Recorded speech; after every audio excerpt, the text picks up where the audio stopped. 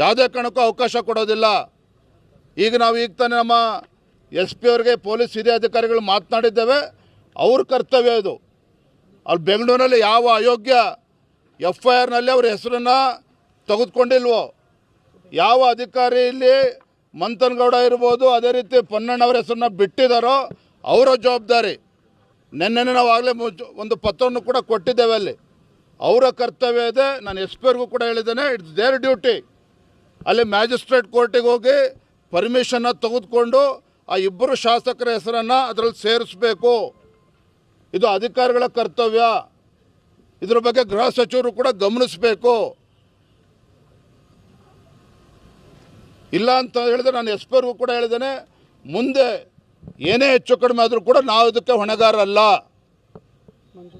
ಯಾರು ಕಾನೂನನ್ನು ಕಾಪಾಡ್ತಕ್ಕಂಥ ಪೊಲೀಸ್ ವ್ಯವಸ್ಥೆನೇ ಇವತ್ತು ಒಬ್ಬ ಅಮಾಯಕ ನಮ್ಮ ಕಾರ್ಯಕರ್ತ ಆತ್ಮಹತ್ಯೆ ಮಾಡ್ಕೊಳ್ತಾನೆ, ಅದು ಕಾರಣೀಭೂತರು ಅದ್ರ ಹಿಂದಿರ್ತಕ್ಕಂಥ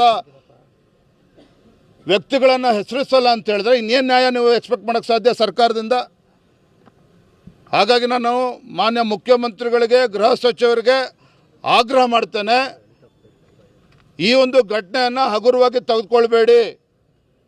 ಹಿಂದೆ ಗುಲ್ಬರ್ಗದಲ್ಲಿ ಏನಾಗಿದೆ, ಹಿಂದೆ ಯಾದಗಿರಿನಲ್ಲಿ ಪರಶುರಾಮ್ ಆತ್ಮಹತ್ಯೆ ಪ್ರಕರಣದಲ್ಲಿ ಏನಾಗಿದೆ, ಸಚಿನ್ ಅವರ ವಿಚಾರದಲ್ಲಿ ಗುಲ್ಬರ್ಗದಲ್ಲಿ ಏನಾಗಿದೆ, ಶಿವಮೊಗ್ಗ ಚಂದ್ರಶೇಖರ್ ಅಧಿಕಾರಿ ಆತ್ಮಹತ್ಯೆ ಮಾಡಿಕೊಂಡಾಗ ಏನಾಗಿದೆ, ಎಲ್ಲವೂ ಕೂಡ ರಾಜ್ಯದ ಜನರ ಕಣ್ಮುಂದಿದೆ.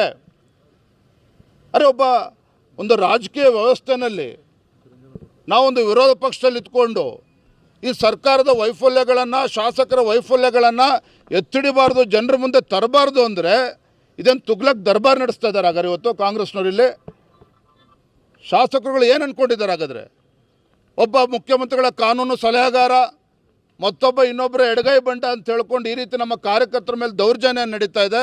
ಇದನ್ನು ಯಾವುದೇ ಕಾರಣಕ್ಕೂ ನೋಡ್ಕೊಂಡು ಕಣ್ಮುಚ್ಕೊಂಡು ಕೂರ್ತಕ್ಕಂಥ ಪ್ರಶ್ನೆನೇ ಇಲ್ಲ.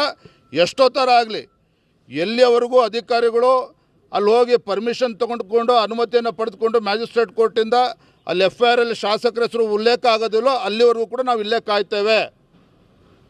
ಅದಾಗಲಿಲ್ಲ ಅಂತ ಹೇಳಿದ್ರೆ ಮುಂದೆ ಏನಾಗ್ತದಕ್ಕೆ ಅವರೇ ಹೊಣೆಗಾರರು, ನಾವು ಜವಾಬ್ದಾರಿ ಅಲ್ಲ, ಅದಕ್ಕೆ ನಾವು ಜವಾಬ್ದಾರಿ ಅಲ್ಲ. ಹಾಗಾಗಿ ಎಸ್ ಪಿ ಅವ್ರನ್ನೂ ಕರೆದು ಹೇಳಿದ್ದೇವೆ, ಒಂದು ಗಂಟೆ ಕಾಯ್ತೇವೆ, ಅರ್ಧ ಗಂಟೆ ಕಾಯ್ತೇವೆ, ಶಾಂತಿಯುತವಾಗಿ ಕಾಯ್ತೇವೆ. ಕರ್ತವ್ಯ ಇದೆ, ಪೊಲೀಸವ್ರ ಕರ್ತವ್ಯ ಇದೆ. ನಾನು ಕೂಡ ಪೊಲೀಸ್ ಹಿರಿಯ ಅಧಿಕಾರಿಗಳನ್ನು ಆಗ್ರಹ ಮಾಡ್ತೇನೆ, ರಾಜಕೀಯಕ್ಕೆ ಒತ್ತಡಕ್ಕೆ ಮಣಿದು ಈ ರೀತಿ ಅವ್ಯವಸ್ಥೆಗೆ ಇವತ್ತು ಕಾನೂನು ಸುವ್ಯವಸ್ಥೆ ಹಾಳು ಮಾಡೋದಕ್ಕೆ ನೀವು ಅವಕಾಶ ಕೊಡಬೇಡಿ. ರಾಜಕೀಯಕ್ಕೆ ಒತ್ತಡಕ್ಕೆ ಮಣಿಬೇಡಿ. ಒಬ್ಬ ಅಮಾಯಕ ಇವತ್ತು BJP ಕಾರ್ಯಕರ್ತ ಇರ್ಬೋದು, ಅವ್ನು ಮನುಷ್ಯನಲ್ವಾಗಾದರೆ ಏನು ಅಪರಾಧ ಮಾಡಿದ್ದಾನೆ? ಹಾಗಾಗಿ ನಾವು ಶಾಂತಿಯುತವಾಗಿ ಕಾಯ್ತೇವೆ. ಪೊಲೀಸರು ಯಾವ ನಿಟ್ಟಿನಲ್ಲಿ ಕ್ರಮನ ಕೈಗೊಳ್ತಾರೋ ನಾವು ಕಾಯ್ತೇವೆ ಇಲ್ಲೇ.